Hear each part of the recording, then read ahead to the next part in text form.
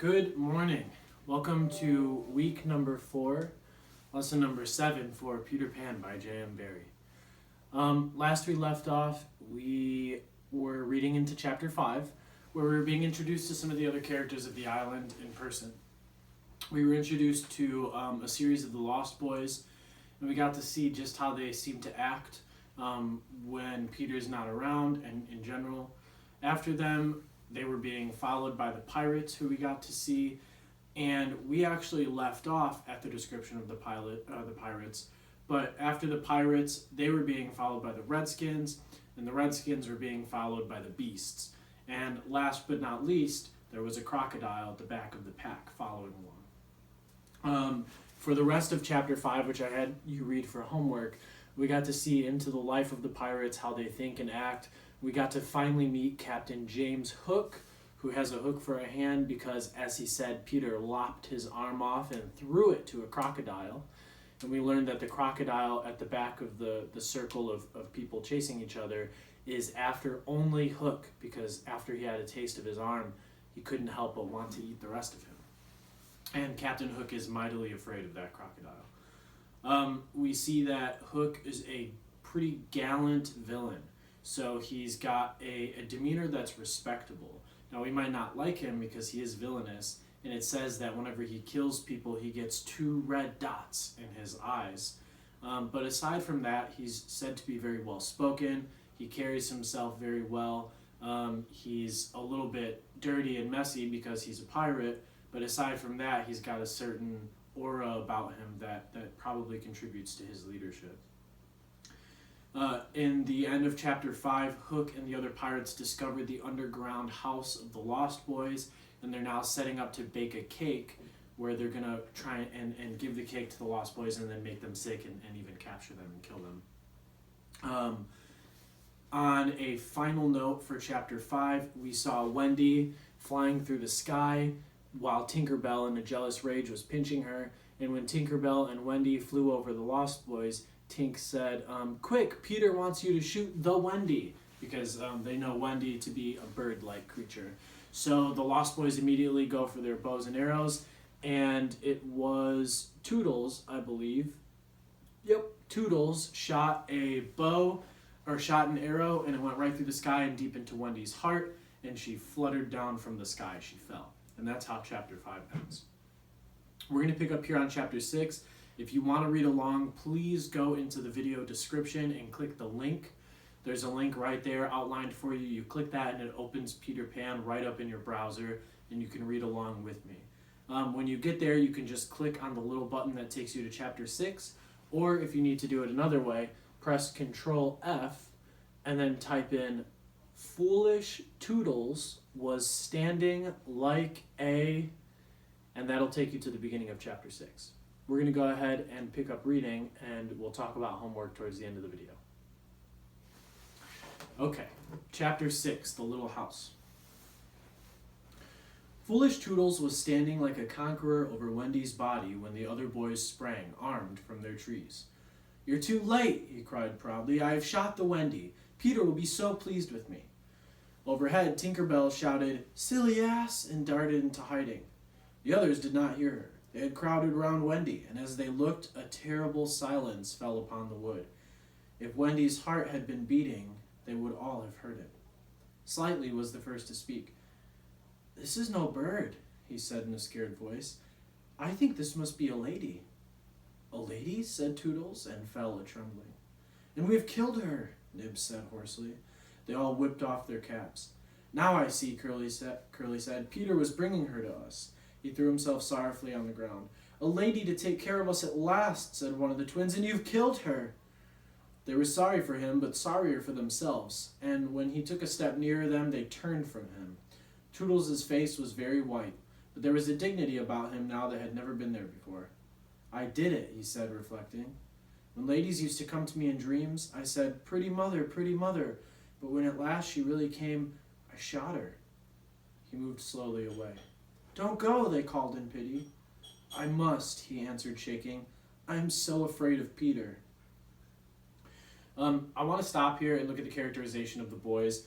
each of them does have their own personality, and we get that through the way they speak and the way that they act and even better react to certain situations. If you wanted to spend time characterizing the Lost Boys, it would be easy to do. You just find each of their parts and you decide for yourself, does this character seem nice or mean? Do they seem smart, clever, maybe not so clever and a little dumb? Do they seem aggressive or passive? Are they kind to others and helpful, or are they a leader? Are they a lone wolf? These are all things that actually we learn about the Lost Boys. But the Lost Boys are characterized as one group that has one sole purpose in the book, which is plainly to follow Peter Pan. They trust him as their leader, even though he's smaller than the rest of them. It was at this tragic moment that they heard a sound which made the heart of every one of them rise to his mouth. They heard Peter crow. "Peter," they cried, for it was always thus he signaled his return. "Hide her," they whispered, and gathered hastily around Wendy. But Toodles stood aloof. It means he stood without caring. Again came that ringing crow, and Peter dropped in front of them. "Greetings, boys," he cried, and mechanically they saluted, and then again was silence. He frowned. "I'm back," he said hotly. "Why do you not cheer?" They opened their mouths, but the cheers would not come. He overlooked it in his haste to tell the glorious tidings. "Great news, boys," he cried. "I have brought at last a mother for you all." Still no sound, except a little thud from Toodles as he dropped to his knees. So guys, we, in our Zoom call on Monday, April 27th at 8:30 to 9, we talked about situational irony. We did a little lesson on it, so if you were part of that call, then you would have seen the lesson. Where we talked that situational irony is a literary device where the character tries to make something happen, and the complete opposite of their goal is what ends up happening. So, for example, situational irony would be like if Mr. Brooks was told that he was going to get into a car crash today, and so he decided to just stay home and not get into his car because he didn't want to get into a car crash. And by staying home, someone appeared at the door and said, quick, come outside, I need your help. And when I went outside, a car crash happened, and one of the pieces of metal flew off from the cars and hit Mr. Brooks and killed him. So by staying home to avoid being killed in a car crash, ironically, I wound up being called outside, which led to me being killed from a car crash, right? So situational irony. In this case, we have another kind of irony. This is called dramatic irony. Dramatic irony is where we know something that the readers or that the characters in the book don't know. Now, we talked a little bit about this when it came to how J.M. Barrie breaks the fourth wall, and he tells us that some characters might be running into trouble. That's a good example of dramatic irony. This, even without the fourth wall, is another example of dramatic irony. The situation where we know that Toodles just killed Wendy, but Peter Pan does not know that. And so he's telling them this glorious tiding that he had brought a mother for them all, the mother being Wendy, and he has no idea that she was just killed by the Lost Boys themselves. So we sense tension now. There's no tension for Peter. There is tension for the Lost Boys, and there's especially tension for us as the reader because we know that when Peter finds out, he's probably not going to be very happy. All right, let's continue. "Have you not seen her?" asked Peter, becoming troubled. "She flew this way." "Ah, me," one voice said, and another said, "Oh, mournful day." Toodles rose. "Peter," he said quietly, "I will show her to you." And when the others would still have hidden her, he said, "Back, twins, let Peter see." So they all stood back and let him see, and after he had looked for a little time, he did not know what to do next. "She's dead," he said uncomfortably. "Perhaps she's frightened at being dead." He thought of hopping off in a comic sort of way till he was out of sight of her and then never going near the spot anymore. They would all have been glad to follow if he had done this. But there was the arrow. He took it from her heart and faced his band. "Whose arrow?" he demanded sternly. "Mine, Peter," said Toodles on his knees. "Oh, dastard hand," Peter said, and he raised the arrow to use it as a dagger. Toodles did not flinch. He bared his breast. "Strike, Peter," he said firmly. "Strike true." Twice did Peter raise the arrow, and twice did his hand fall. "I cannot strike," he said with awe. "There is something stays my hand." All looked at him in wonder, save Nibs, who fortunately looked at Wendy. "It is she," he cried, "the Wendy lady. See her arm." Wonderful to relate, Wendy had raised her arm.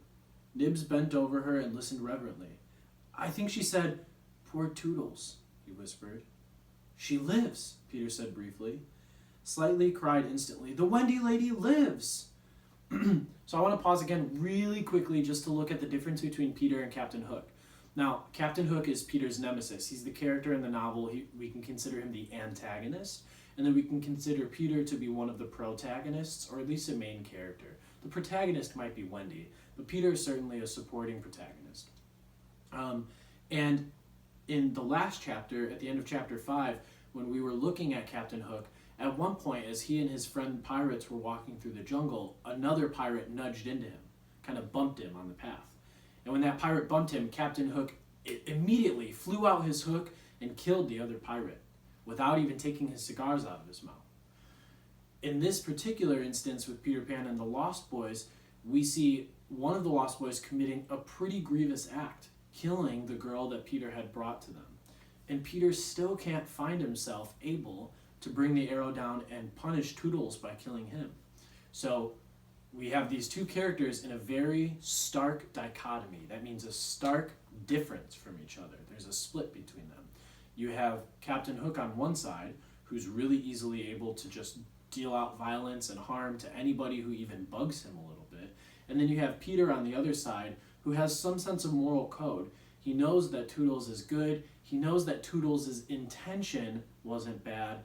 And for some reason that he can't necessarily articulate, because we have to remember that Peter is a child, but for some reason he can't find it in his heart to be violent with Toodles. So big difference between those characters. Maybe makes Peter a little more likable for us, and Captain Hook a little less likable. Because in real life, we definitely flock more to people who are nicer to us rather than people who get violent with us, right? Okay, let's see. Wendy's alive. Let's keep reading a little. Peter knelt beside her and found his button. You remember she had put it on his chain that she wore around her neck. See, he said, the arrow struck against this. It's the kiss I gave her. It has saved her life. I remember kisses, Slightly interposed quickly. Let me see it. Aye, that's a kiss. Peter did not hear him. He was begging Wendy to get better quickly so that he could show her the mermaids. Of course she could not answer yet, being in a frightful faint, but from overhead came a wailing note. Listen to Tink, said Curly. She's crying because the Wendy lives. Then they had to tell Peter of Tink's crime, and almost never had they seen him look so stern. Listen, Tinkerbell, he cried. I am your friend no more. Be gone from me forever. She flew onto his shoulder and pleaded, but he brushed her off. Not until Wendy again raised her arm did he relent sufficiently to say, well, not forever, but for a whole week. Do you think Tinkerbell was grateful to Wendy for raising her arm? Oh, dear no. Never wanted to pinch her so much. Fairies are indeed are strange, and Peter, who understood them best, often cuffed them. But what to do with Wendy in her present delicate state of health?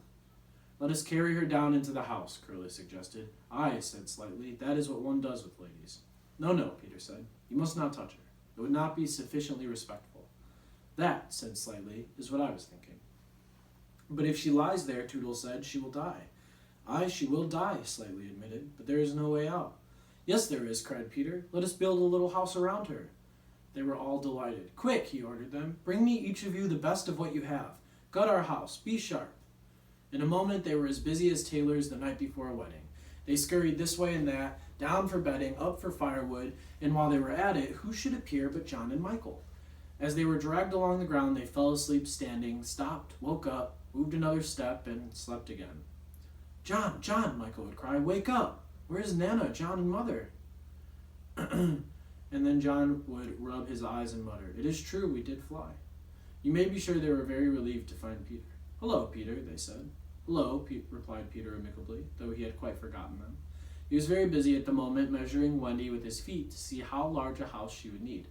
Of course, he meant to leave room for chairs and a table. John and Michael watched him. Is Wendy asleep? They asked. Yes. John, Michael proposed, let us wake her and get her to make supper for us. But as he said it, some of the other boys rushed on carrying branches for the building of the house. Look at them, he cried. Curly, said Peter in his most captainy voice, see that these boys help in the building of the house. Aye, aye, sir. Build a house, exclaimed John. For the Wendy, said Curly. For Wendy? John said aghast. Why, she's only a girl. That, explained Curly, is why we are her servants. Okay, we're going to stop right there. For homework, again, I want you to read the rest of chapter 6 now, and we'll pick up on chapter 7 in the next lesson. And after you read it, the other part of the homework is that you can write a brief summary, not just of the rest of what you've read for chapter 6, but of chapter 6 as a whole. And this summary is going to be different than the ones we've done in the past. This is going to be called a subjective summary. So objective summaries are summaries where you only talk about facts, right? So you only write down each event that happened in the chapter, not what you think about it, none of that. On the flip side, a subjective summary is a summary where you write down what happened and what you think about it. So you can say, I thought it was bad that Peter came back, or I thought it was nice that he spared Toodles' life, or I think Wendy should just wake up. So you can give me a little bit of your opinion on what happened. So again, your homework is to finish the rest of chapter 6 and then write a subjective summary of the events that happened in this chapter. You can either show the homework to me on Zoom from 8:30 to 9 o'clock a.m. every Monday, Wednesday, and Friday, or during the social hours from 2 o'clock to 2:30 p.m. every Monday, Wednesday, and Friday. Or you can email the homework to me at my email address. However you get it to me, that still works. And as long as you're watching these videos and working on the homework, you'll get entered in that drawing for a $25 gift card. Okay, there's nothing else for today. I hope you enjoyed the lesson, and I can't wait to see you guys again. Later.